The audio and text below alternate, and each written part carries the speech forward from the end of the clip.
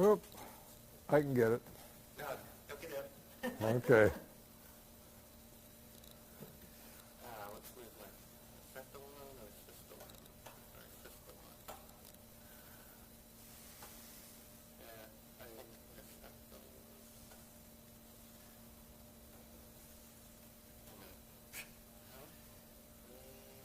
Okay, King's Pond diagram. I think I'll with that one. Yeah, no, the black one. Right there, yeah. There we go. My left or your right? Everything's on this says do not touch. Nothing there. Alrighty, Bill, just talk to me. Okay. And what I want you to start off with is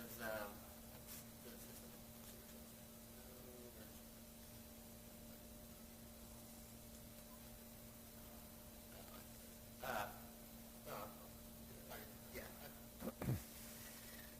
So, let's see. I guess we'll start off here. And go ahead, just talk to me whenever you're ready. Okay. My name is Bill Kaysing, and I was born in Chicago, Illinois, and I grew up in California. And I essentially had a conventional life until, let's say, I left the aerospace industry. In other words, when the war came along, I went to war. I was in the Navy in the Pacific. After the war, I took the GI Bill, got a degree in English from USC. And then I went to work for Rocketdyne, a division of North American Aviation Incorporated, where I was head of technical publications at the Propulsion Field Laboratory. And there I had secret clearance, AEC-Q clearance, and other clearances which allowed me to learn all about Apollo, Gemini, Mercury, other space programs. But after 7 years at Rocketdyne, I decided I wanted to be an independent freelance writer. So I quit and became an independent freelance writer, and that's what I've been doing ever since. All righty, good. Hold there for a second. All righty, stand by. And go ahead. After I graduated from college, I got a job with Rocketdyne, a division of North American Aviation Incorporated, as a technical writer. And subsequently, I became supervisor of technical publications at the research facility in the Simi Hills. And there, of course, I had to have clearances such as top secret, AEC-Q clearance, and other clearances which allowed me to know all about Apollo, Mercury, Gemini, and other space programs. Good. Hold there for a second. Tell me a little bit about your title again and what your job description was. Well, I was in charge of technical publications for the entire Propulsion Field Laboratory, which was a research facility for the development of large liquid propellant rocket engines, and of course all the peripheral equipment that goes with them. And my job was essentially writing and editing technical prose regarding this research effort. Good. Tell me a little bit about the working conditions there, the attitude of work, and I think you were talking about some department at one time being entirely lost.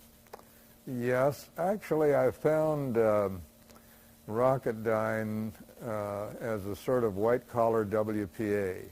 In other words, the government was pouring billions of dollars into rocket research, but much of the money was wasted. And after a while, I got the feeling I'm wasting myself too. I'd rather do something more productive. For example, at one point, the department that was researching and developing vernier engines, which are control engines, they ran out of a contract. But the entire group stayed at the Propulsion Field Laboratory doing nothing. They would play Battleship, read newspapers, go for walks, have fun in the boonies. And I thought this was a ridiculous waste of the taxpayers' money and everyone's time. And how long a period That particular department? Well, that particular department, they discovered them after about a year and dispersed them, found them other white-collar WPA jobs. What were some of the things that you wrote about in your technical writing?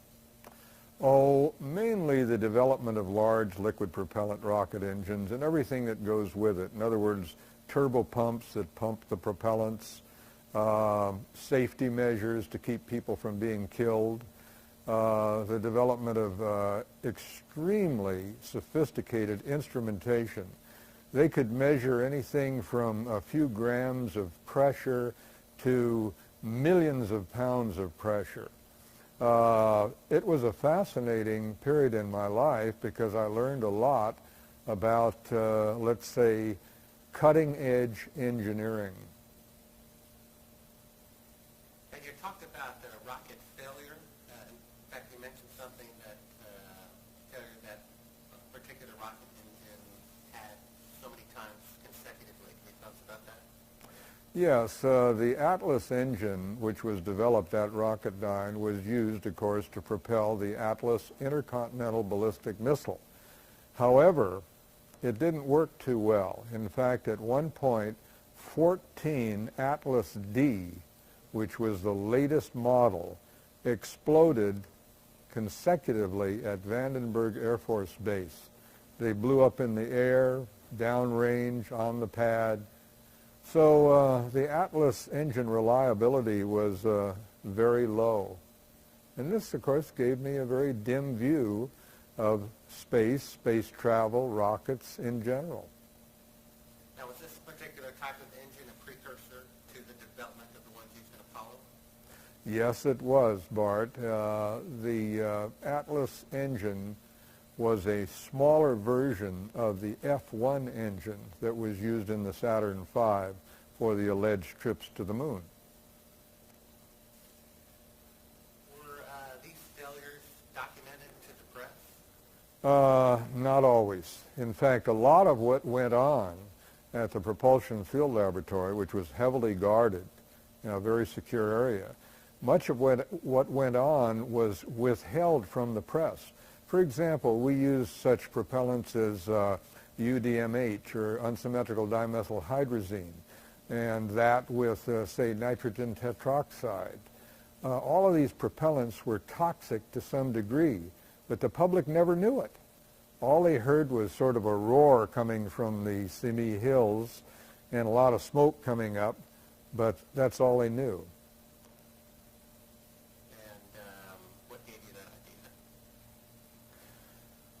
Well, after I quit Rocketdyne, I became a freelance writer. I got a book contract, and needing a good place to live, my wife and I bought a 75-foot Coast Guard cutter, which had been converted to living aboard.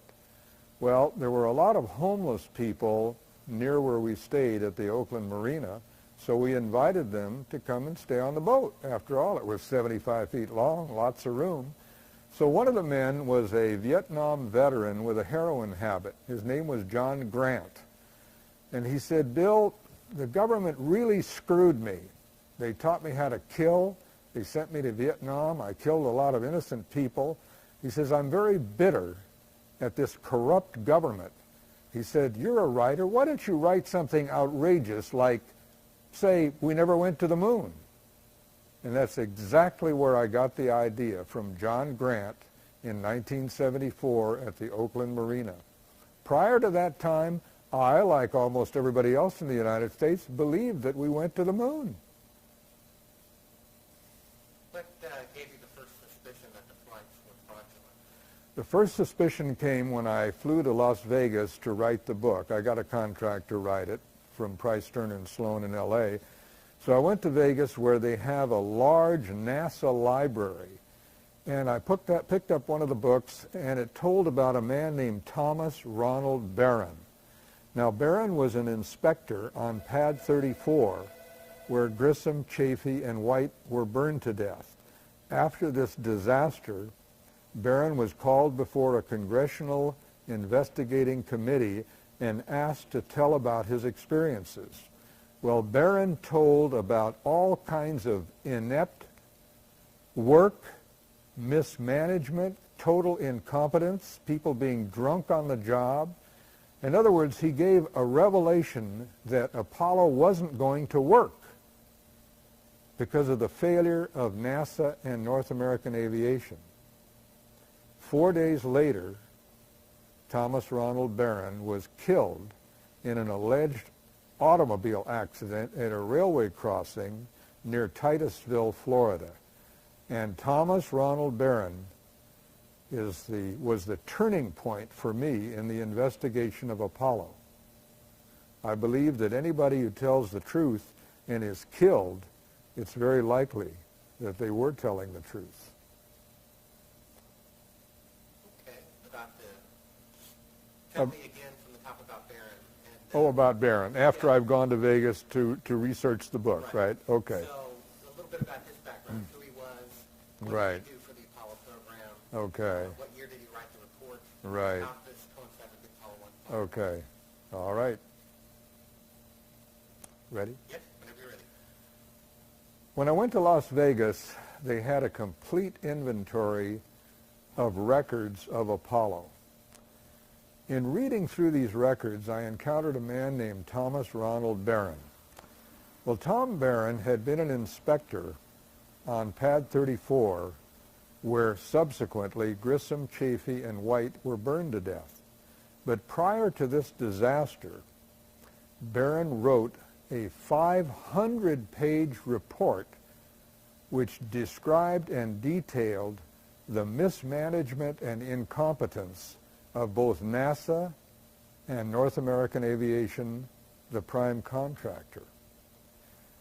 In telling these details, which he later related to Congress, it became evident that everything was not well with Apollo.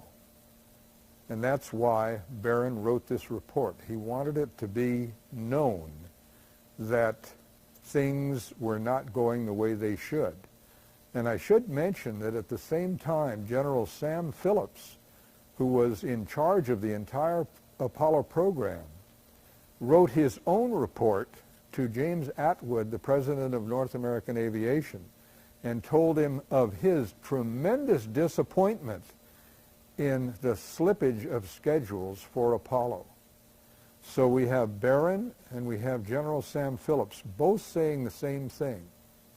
Well, Barron testified before the Congressional Investigating Committee concerning the death of Grissom, Chafee, and White on Pad 34.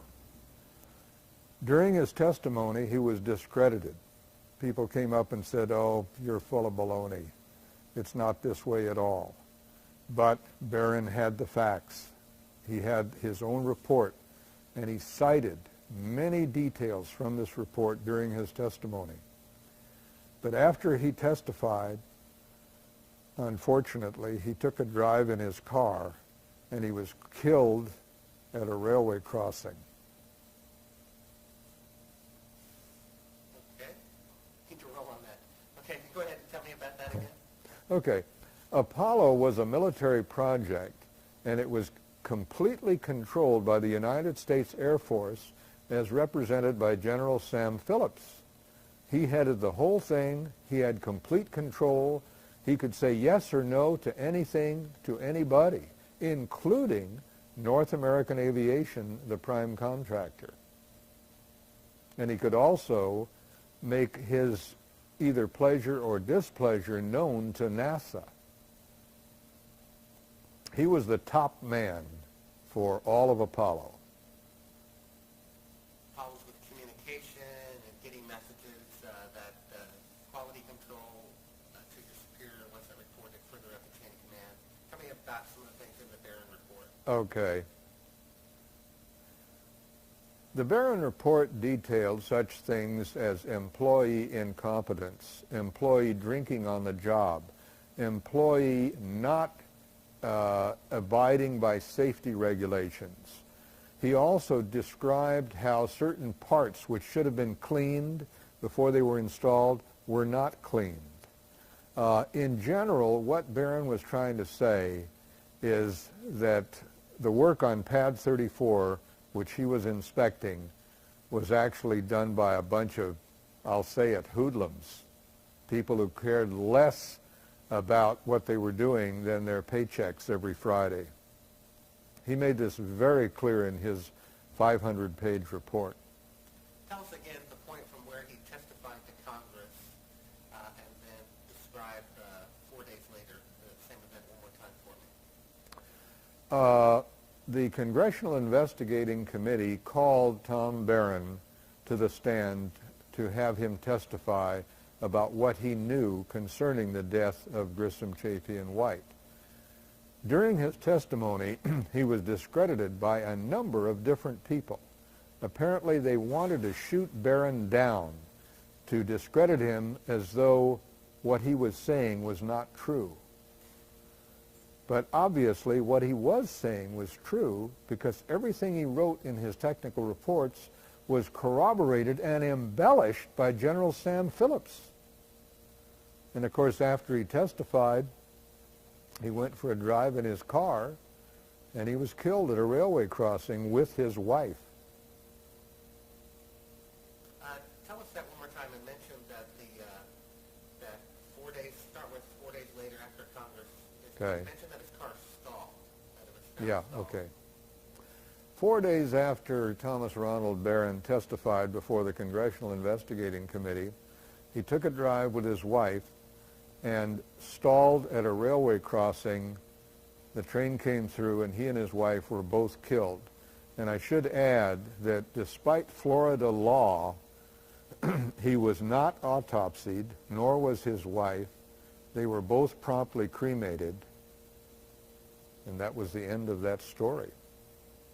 Okay. Now, it was him who claimed that the Apollo 1 astronauts tried to get out of the capsule about 5 minutes before the fire Yes. became fatal. Tell me a little bit about that.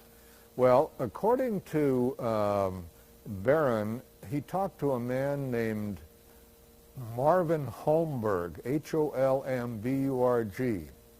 According to Holmberg, the men in the capsule who were doomed tried to get out of the capsule 5 minutes before it caught on fire and burned them all to death. But interestingly, when Barron was testifying, Holmberg was also called in, and he denied ever telling Barron this story about the astronauts trying to get out 5 minutes before the fire killed them. Twice out of 3 times.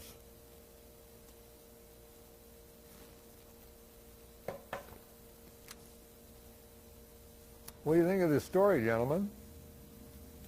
Interesting? Tell us about the Land Rover. Did that cost $6 billion? Is that correct? The Moon Rover? I'm not sure how much it cost, really. I would have to waive that fact. Tell us about why you think it's curious the astronauts didn't at least photograph the stars separately and bring a telescope to leave on the moon. Would you say that once more, please? Yeah, tell us about how curious it is that they didn't bring a telescope to the moon. Oh, yeah. Or even photograph stars simply by themselves. Yeah, right. One of the strongest pieces of evidence that men have never landed on the moon is the fact that they never discussed stars. They never took photographs of stars, even though any astronomer will tell you that the sight of the celestial heavens from the surface of the moon by astronauts would have been breathtaking, overwhelming, and certainly would have evoked a tremendous response on the part of any human being on the moon. Now, what I have to ask is, why didn't the astronauts take a telescopic camera to the moon and take pictures of Saturn, Venus, Mars, the galaxies? They could have gotten pictures of the stars that are impossible to get on Earth because of the atmospheric interference. Tell us about the micrometeorites. Micrometeorites are particles ranging in size, say, from a grain of sand on up to something formidable like the size of a human fist. Well, micrometeorites rain on the surface of the moon constantly. It's known that 25,000 meteorites enter the Earth's atmosphere every day. But they don't harm anybody because the majority of them are burned up by the atmosphere and they're very, very rapid transit. On the moon, there's no atmosphere. The meteorites rain down on everything, on anybody who happens to be there, any equipment on the surface. Had astronauts gone to the moon, they would have been pelted and pierced by micrometeorites traveling up to 30,000 miles per hour. One wonders why they were able to get such perfect photographs on the moon when obviously micrometeorites could have gone right through the Hasselblad cameras and the film. Good. Let's talk a little bit about the radiation outside the Van Allen radiation belt. You know, Bart, I really know so little about that. Renee is such an expert that I'll beg off on that point because I know little or nothing about the radiation in space, but he has it down absolutely cold. Tell us about the, what about the air conditioning in the lunar module? Oh, yeah. Well, I can talk about that. Okay. The lunar module on the moon was assailed by sunlight unobstructed by any atmosphere. The surface of the moon, when the sun is shining on it, is about 250 degrees Fahrenheit. One has to ask, how were the astronauts able to air cool or water cool or cool in any way the interior of the lunar excursion module? They only had batteries, and batteries run down very quickly when they're running air conditioning equipment. So it's obvious to almost anybody who investigates the lunar excursion module that there would have been no way to keep the astronauts alive in an environment that was hot enough to bake cookies. Tell us about the type of engine the LM used, how you have seen it tested on the ground, the type of color it emitted, and that there was no color of that engine. Oh, you mean the lunar ascent and descent engines? Right. Okay. The lunar ascent and descent engines were propelled by hypergolic propellants. And that means that propellants which, when they are mixed, ignite spontaneously. Now, these two propellants produce a very hot red gas. I've seen them tested at Rocketdyne many times. In photographs taken on the moon, there is practically no visible gas being emitted from the ascent engine when it takes off, nor is there any indication when they are descending that there is this cloud of red gas underneath the lunar excursion module. Tell us about the sound, for example, the descent and ascent engine make. The sounds of engines run up in excess of 150 decibels. This is far beyond the capability of anybody to converse when you have sound at that high level. Now, the engines inside the lunar module, both the descent engine and the ascent engine, emitted this type of noise. And yet, in broadcasts from the moon, we hear the astronauts conversing in a normal tone of voice and saying things like, "quiet ride." Now, what about the engine and the fact that there was no crater under the landing? One of the strongest pieces of evidence that no one has ever landed on the moon is the fact that underneath the lunar module, underneath the engine cone, the jet nozzle, there is no crater. And yet in all of the drawings done by NASA artists prior to Apollo, they show a tremendous crater being gouged out by this 10,000 pound thrust jet engine of the lunar descent module. I would say that the strongest piece of evidence, other than the stars, is the fact that there is no disturbance underneath the lunar excursion module upon its landing. Tell us about, if it were fake, why they deleted mentioning of stars or photographing stars. What was the reason behind that? Well, the reason they couldn't mention stars or take photographs of stars is that the astronomy buffs at Vanderbilt or Harvard or UCSC would have found the errors instantly. Okay, fine. His experience to the moon, his conversion to Christianity, Right. His friend, the person who spoke with him here. Right. Do you want me to mention him by name? I think so. Okay, why not? Yeah. Of course, Lee is kind of a reclusive person, but I don't mind mentioning his name. We can't live forever. All right. Ready? Yeah. James Irwin was the command pilot on Apollo 15. James, after his return from the moon, became a born-again Christian. At one point, he came to Nashville, Tennessee, to give a lecture on Christianity and his conversion there, too. And at that time, he met a local Nashville resident by the name of Lee Galvani. Well, Lee implored James Irwin to confess, to tell the truth about the Apollo hoax, of which Lee was convinced. Well, evidently, he made some inroads into Jim Irwin's conscience, because in August of 1991, James Irwin called me at my home. And he said, I understand you've written a book called We Never Went to the Moon.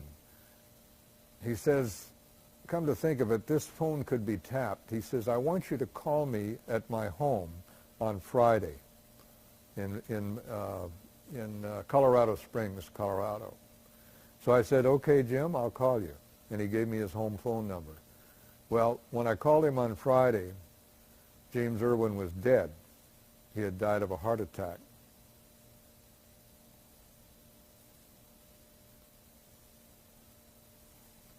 Tell me about the pilot who phoned in one of your guest appearances on the talk radio program. Oh, sure. I was doing a radio show, and an airlines pilot called in, and he says, Bill, I think you're right, because I was flying non-stop from San Francisco to Tokyo, and I saw a C-5A cargo plane drop a capsule out of the cargo hold. The orange parachutes came open, and the capsule descended toward the ocean. And even though we were traveling about 550 knots, we were able to track and see the parachutes and the capsule descending at a time when the astronauts were allegedly coming back from the moon. He says, I can't give you my name or my airline company because I need my job. Yeah, let's just tell us that story one more time from the top. Sure. And go ahead. While I was on a radio show concerning Apollo, an airline pilot called me and he said, Bill, I think you're right, because while I was traveling from San Francisco to Tokyo, we saw a C-5A drop a capsule out of its cargo hold. The three orange parachutes opened, and it descended toward the ocean. And even though we were traveling at about 550 knots, we followed this descent as long as we could. Now tell us about the steam or lack of steam after. Okay. How hot it would be, and why it would be hot. Okay. When the command capsule returns to Earth, the atmosphere causes it to become red hot due to friction at high speed. Well, when a command capsule strikes an ocean, which is about 50 degrees Fahrenheit, this red-hot capsule should have turned a large volume of seawater into steam instantly, just like when you pour water into a hot pot on the stove, it immediately, it's called flashing into steam. But in all of the photographs showing the capsule hitting the water, there's no indication whatsoever of any steam, of any indication that the capsule was really red hot. A newspaper clipping or something?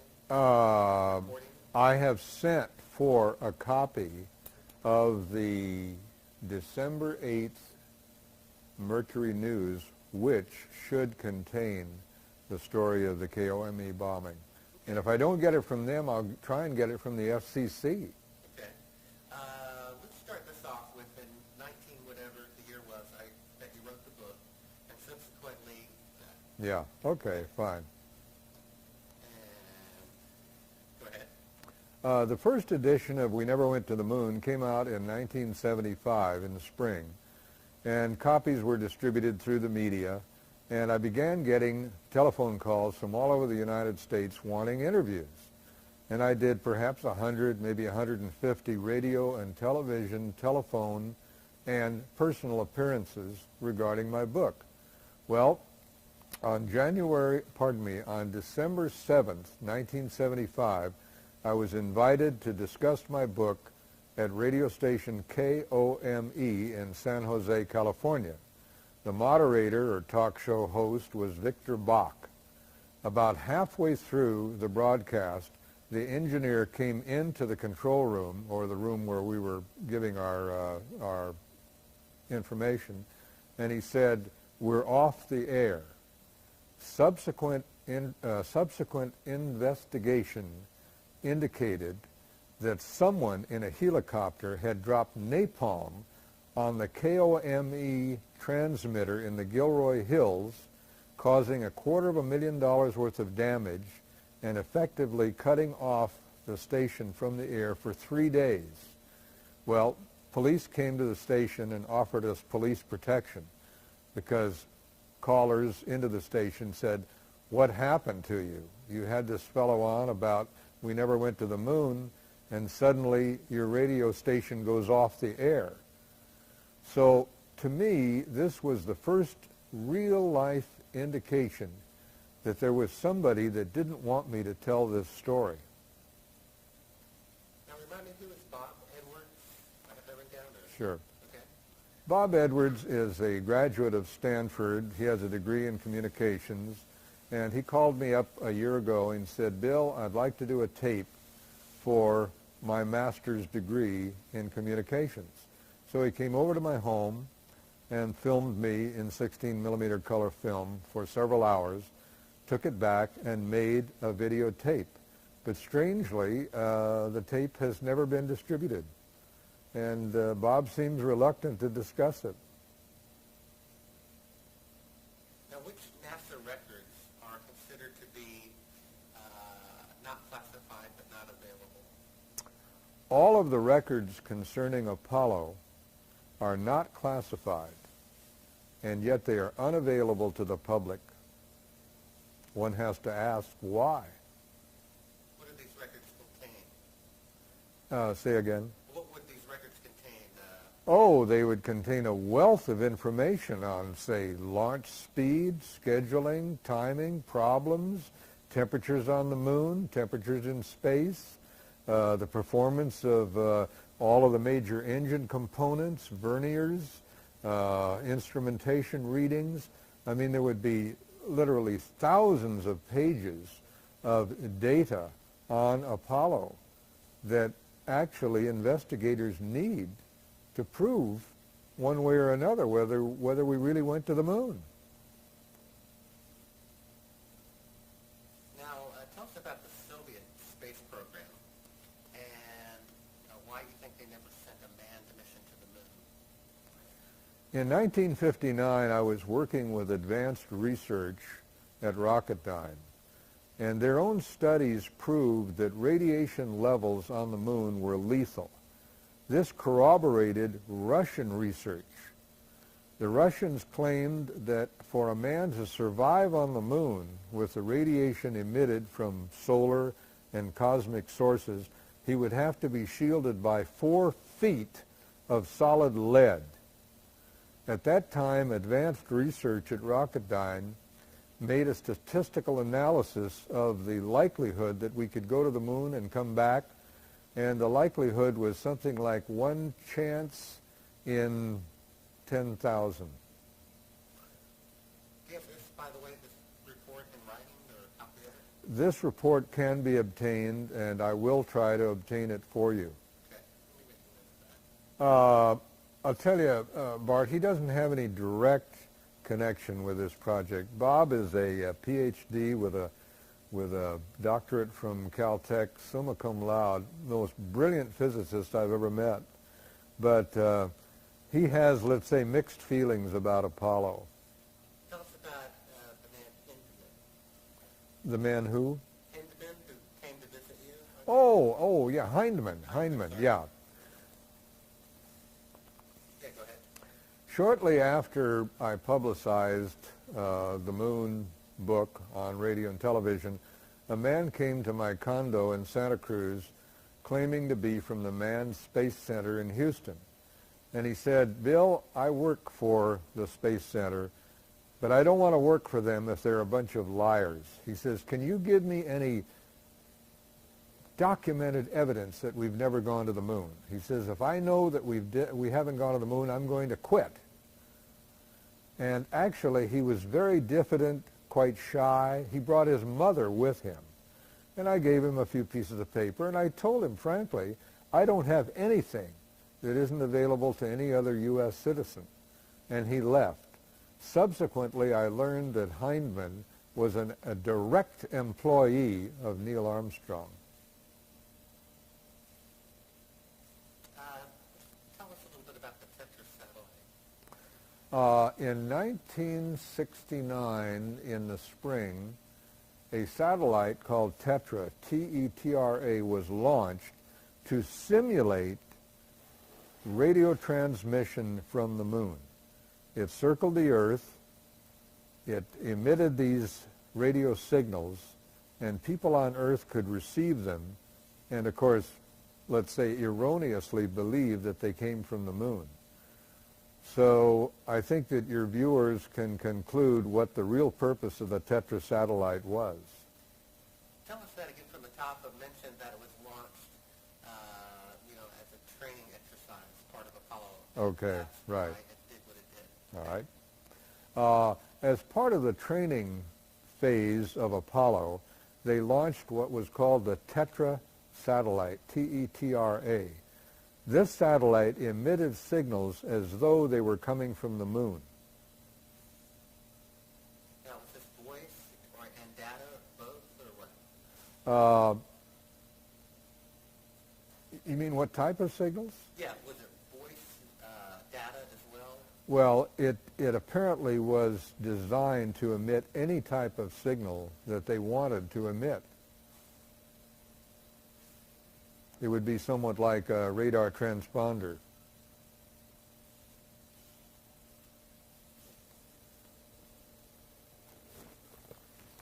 George Pal was an early Hollywood expert on animation.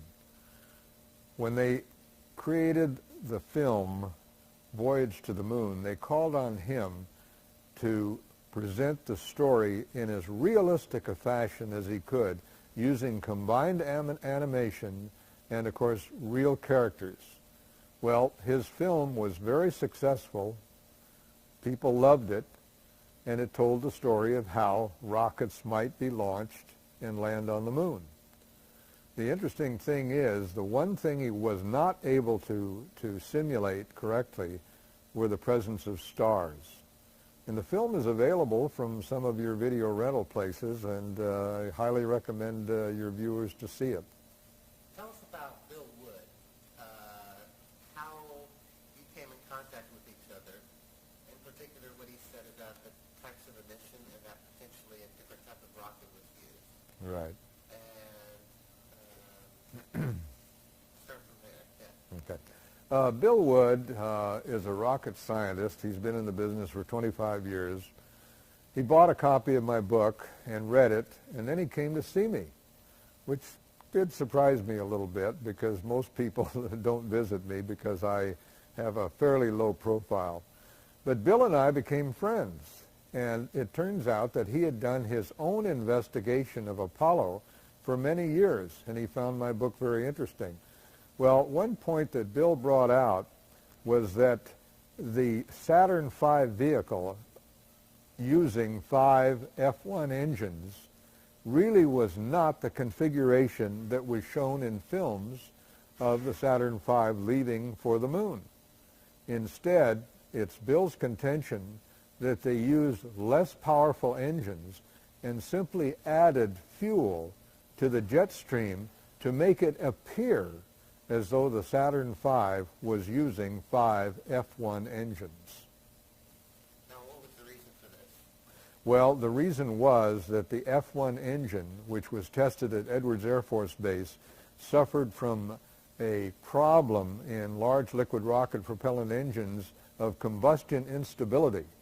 And what happens during combustion instability is that shock waves are set up inside the expansion chamber of the rocket, and they resonate and embellish one another until finally the rocket chamber explodes. And this was the big problem with both Atlas and with F1 engines. What was Bill's proof that they substituted engines? Bill Wood's proof that they substituted engines was the fact that the color of the jet coming out of the Saturn V was incorrect. It should have been white hot. Instead, it was red, showing that it was operating fuel-rich. Tell us about what he was doing prior to his current condition, and if that coincided the timing of that with anything. You mean his having a stroke? Right. Oh. And what age he is. Bill Wood was helping me with my investigation and definitely contributed to a lawsuit which I filed against Apollo 13 astronaut James Lovell. I filed a suit on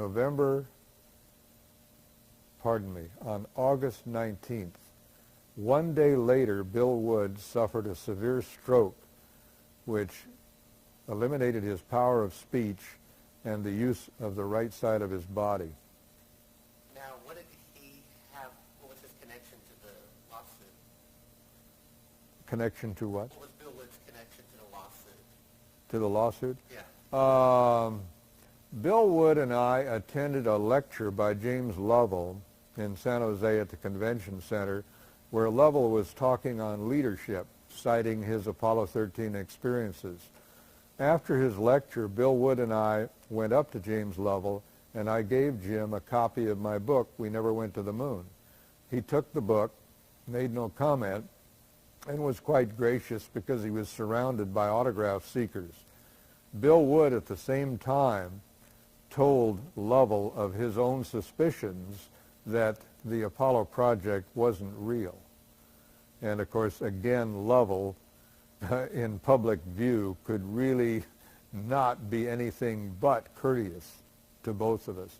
So that was Bill Wood's contribution at that point. Subsequently, he wrote a report, which I have, concerning his belief that the Apollo project was a gigantic hoax.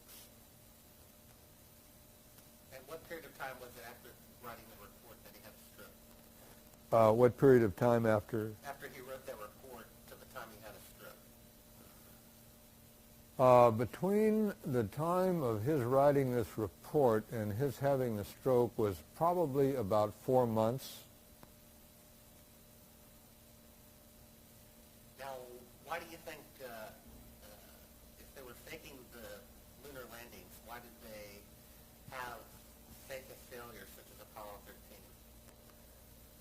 Well, according to Dr. Van Meulen, who's an astronomer at Leiden University in Holland, he claims that Stan Kubrick was hired by NASA to write the scripts for Apollo 11, 12, and 13. Well, Stan is a very intelligent movie maker, and he knows that people get bored seeing the same things over and over again. He knew that by the end of Apollo 12, people would want to see something different. So he came up with a script in which Apollo 13 fails. A tank explodes. They have trouble in space. And this focuses renewed attention on Apollo.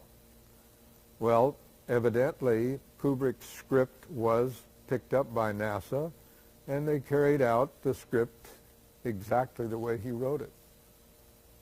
Tell us about kind of the public's opinion at the time of Apollo. 12? Yeah, I mean, after 12, why would it be in the NASA's interest for them to be able to generally involved? Well, Apollo 11 actually fulfilled America's desire to get somebody to the moon and return him. Apollo 12 was a repetition of Apollo 11. They went to the moon and they came back. People weren't interested anymore. In other words, once you've seen something, you really don't want to see it again. The enthusiasm of people to the Apollo 12 astronauts was greatly diminished. So NASA knew that by the time Apollo 13 came along, they would probably have to buy time on television networks to get their story publicized. So that's why they came up with Apollo 13 as a simulated disaster. Why exactly are you suing him? What's the accusation? Say again, please. Why are you suing Lovell? What's the actual charge? Well, I gave Jim Lovell a copy of my book, and he took it back to Lake Forest, Illinois, where he lives, and he read it, and he wrote me a rather scathing letter condemning the book and condemning me and saying that I really had a low intelligence. But subsequently, a newspaper in San Jose called Metro interviewed Mr. Lovell, and during the interview he stated that I was wacky on the basis of reading just one of my 20 books. Well, I took offense at that, particularly since it was published in a paper with 500,000 circulation, and I felt that it would damage my reputation as an alternatives writer. So I went to Superior Court in Santa Cruz and filled out all the papers and filed a suit against him, and incidentally found him very, very hard to find. It turns out he only spends 1 hour a day at home, according to his wife, Marilyn. So I hired a process server for $150, and they finally presented my summons to his wife to give to him. He never received it personally. However, after he received it, he hired an attorney by the name of John Paul Hardy, who occupies the entire 35th floor at number 1 Post Street, San Francisco, and Mr. Hardy will represent him in the forthcoming trial on October 6, 1997. All righty. Right. Tell us just a little bit about your opinion of propaganda films and things like that. Well, since the government, or corrupt government, essentially controls the media, it's no problem for them to produce propaganda films. For example, for many years, John Wayne was presented as a hero, as a CB, as a Marine, as an Air Force pilot, or whatever, and he made war seem glamorous and dramatic and something that should occupy a young man's time. I have a Vietnam veteran who said, John Wayne conned me into killing 500 people in Vietnam. So what we're confronted with is a propaganda machine beyond comprehension and well-funded. During World War I, they produced films showing German soldiers spearing Belgian babies. And I might point out that National Geographic magazine picked this up and actually had presentations on this subject.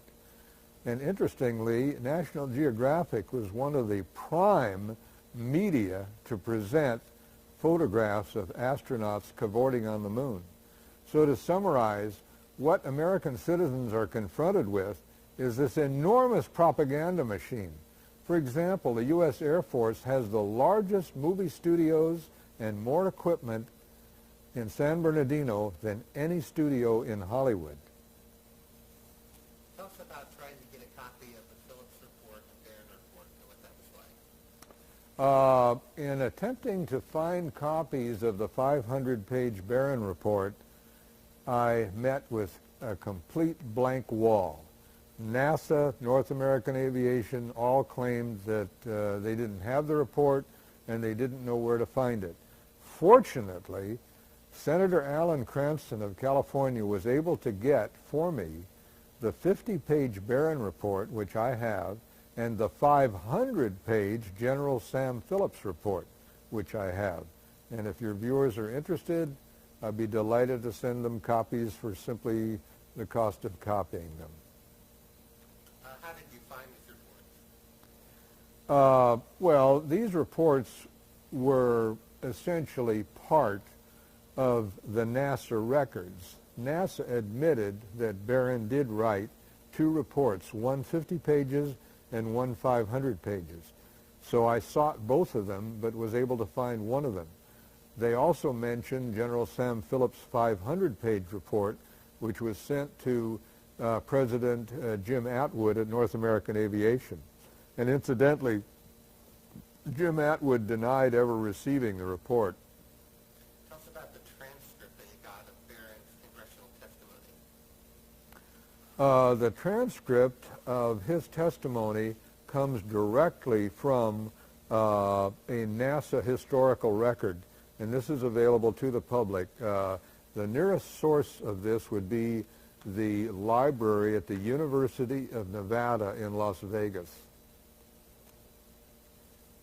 Tell us about Gus Grissom's doubts about the Apollo space program.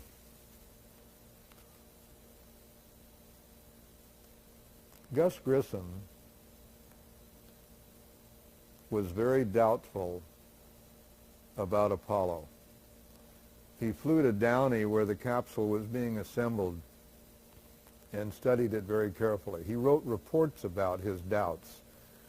On the day that he was burned to death in one of the command capsules, he hung a lemon on the outside of it, giving graphic proof of what he really thought of this piece of mechanism. Grissom actually was, let's say, a rebel among the astronauts. He did not believe that things were going well, and he wrote reports about it. Now, the day after he was burned to death, FBI agents burst into his home, removed all of his records, particularly those pertaining to Apollo, and according to Betty Grissom, his widow, they were never returned. Tell us about the number of parts. Kind of take us through statistically the failure that you saw and the number of parts and components involved in Apollo, and in order to carry off the mission successfully. You mean the number of parts in the unit? Yeah. Like you're talking about 80 elements having to work 6 times and Yeah. so many thousands of parts involved. Okay. Apollo consisted of millions of individual components, all of which had to function perfectly. In addition, there had to be 80 particular distinct operations of segments. In other words, the booster had to separate from the command capsule. The LEM had to be turned around and connected to the capsule. All kinds of things had to happen absolutely on schedule. And this had to happen 6 times perfectly. Well, statistically, the probability of this happening is very, very slight, as any mathematician will tell you. Because mechanical things obey Murphy's and Parkinson's law. If a thing can fail, it will fail at the worst possible time. Alrighty. The monkeys, the Soviets and the Americans were launching the test, the effects of radiation. Could we leave that to Renee, because he knows that the monkey business and the radiation. So covered a lot of the good points. Holmberg, Lovell's lawsuit, stars, crater under the moon. We would have to, let's say, dilute the presentation if we went into some, well, do you want to go into death threats? Obviously those can come with your... I got lots of those. Say that again? I threw them in the trash. Oh. Tell me what you just said again. You really want to record it? Sure. Right after I came out with the book, I used to get death threats. These were letters with skull and crossbones, and they'd say, "Hey, you commie pinko fink, either lay off of the Apollo hoax or we're going to come and get you." Tell us a little bit more about some of the photographs and other anomalies in the photographs. Well, I would say the major anomaly in Apollo photography is the fact that they take pictures of the Earth from the moon, and they could have very easily changed film and stopped down the camera or gave it a longer exposure and taken marvelous pictures of the heavens, particularly of things like Saturn with its rings and Jupiter with its 6 moons. Would have been marvelous. But no photographs that NASA provides ever shows any stars, with the exception of a few dim ultraviolet emission stars, which I did find at one time. What about some of the shadows not being parallel and things like that? Oh, that's an important point that's been well investigated by other investigators. The fact in many of the still shots, the shadows are not parallel. Well, this can't be if you have the sun as a point source of light. Just go outdoors anytime during the day and look at the shadows. They're all exactly parallel because the sun, being 93 million miles away, illuminates them in such a way that they have to be parallel. California, where I can get all issues of the Chronicle on Apollo.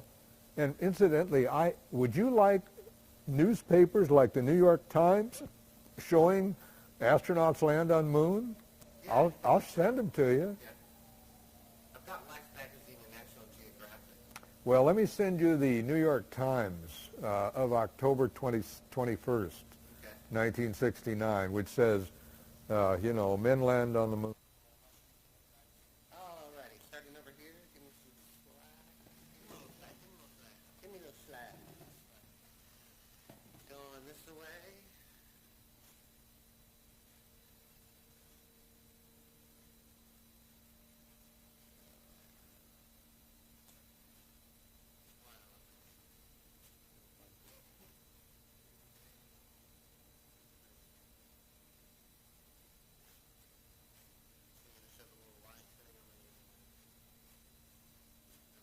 Yeah, and it's all right.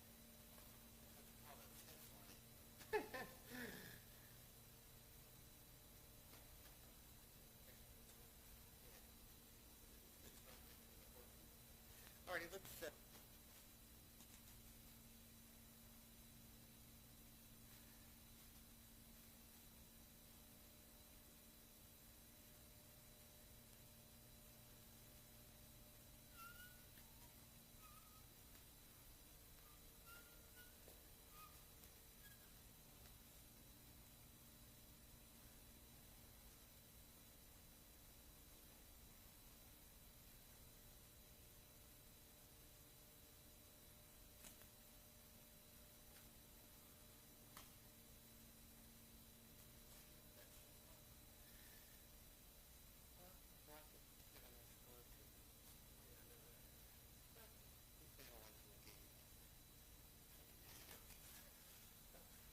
You think it's done?